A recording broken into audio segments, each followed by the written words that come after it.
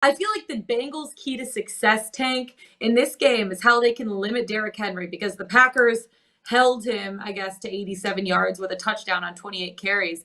But the Bengals' run defense, they've been solid all season and they're laying a point and a half here on the road. Do you think that they can be a road favorite winner and cover the spread? This game, I can't wait to watch this game actually, Me because they're too. saying, to me, they're saying all the right yet wrong things in the media. Every piece of Yeah. news that I see coming out of Tennessee is that this is not a revenge game. This is not a revenge game. My ass.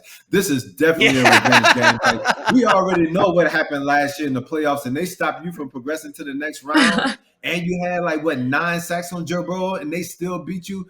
There's no doubt in my mind that this is a revenge game. Those fans in Tennessee are going to let both teams know that this is a revenge game as soon as they step between those white lines and kick off on Sunday. And so I just want to see both of those teams come with that energy through the media leading up into this game, because everyone on the outside looking in knows how big this game is. And I'm sure they know it as well. They're trying to prevent each other from putting up that bulletin board material. But I'm telling you, once we get between those lines, this is going to pop off. And so if you think about it from that macro perspective, with all that energy, all that psyche coming into this game, and then we have it at the Titans plus 1.5. You have an over under 42.5. I want to speak to Jared on this. Is this a game where you feel like the Bengals have been scoring a lot of points coming into this game? Do they keep that trend going, knowing that we might have Jamar Chase coming back? Or is it a game where the Titans have been playing solid ball on defense? They're going to try to dictate the pace, running the ball heavily with King Henry, slow the game down, try to limit Cincinnati's touchdown opportunities, holding the field goals, and then we see a more low-scoring affair. I really haven't figured out which way I'm leaning on this, but I just know one thing is going to be a game that's competitive as hell. And actually, the Titans have showed that, hey, they can grind you out with the run game, but Tannehill could throw for over 300 yards and throw multiple touchdown passes, and they have Treylon Burks kind of coming on the outside as well. This game is intriguing, and now the more that I talk about it, it's really hard to figure out exactly how it's going to play out. I loved that full circle moment. You started here and then you went all the way around everything and ended here. I love it. Talking into and out of picks. But that's what we have to do, though. Honestly, seriously. Actually, I agree. When we're trying to figure these things out, because you always want to lean into what your visceral reaction is, but you have to learn and look at things from the other side. And so I think talking through those two narratives and then getting y'all's feedback, it may be a thing once we kind of finish this conversation. It's all right, I feel like this has a better opportunity to happen than what I felt before.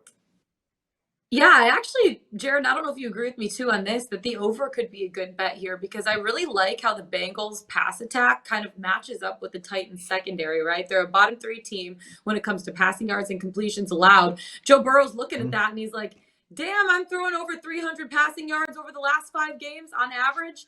I just feel like this could be a really good spot on both sides to score a lot of points, in the over 42.5 to hit.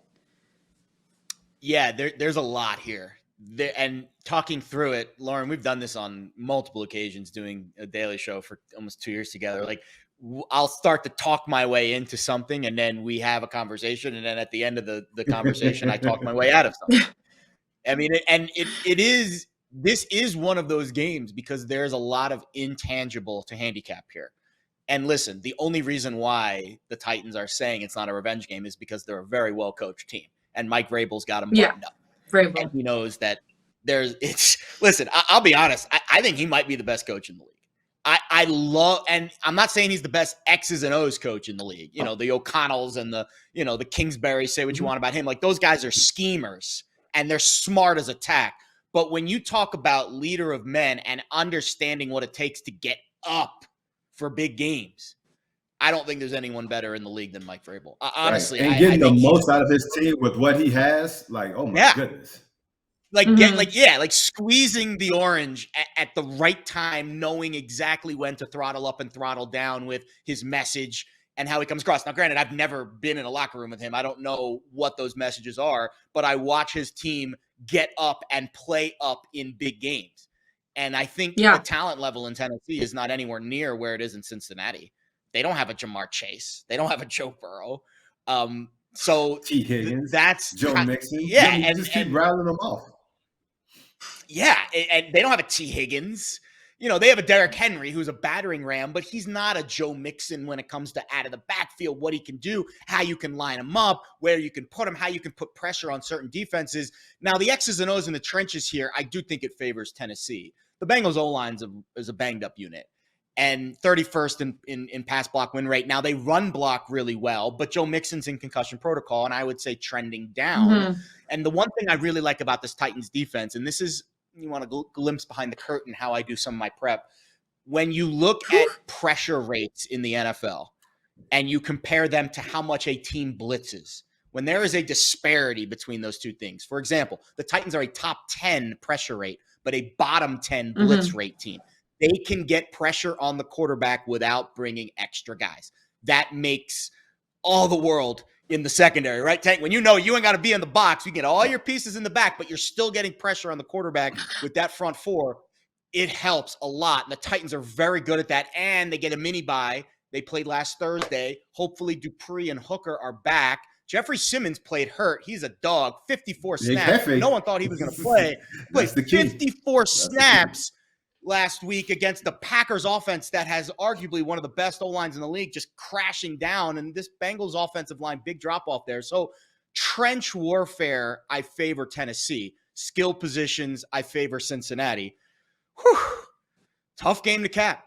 Vrabel is an underdog, 22-12 against the spread. He's won 20 of them outright. This is a tough game to cap, and it is going to be intense. It's going to have a playoff vibe to it, no doubt.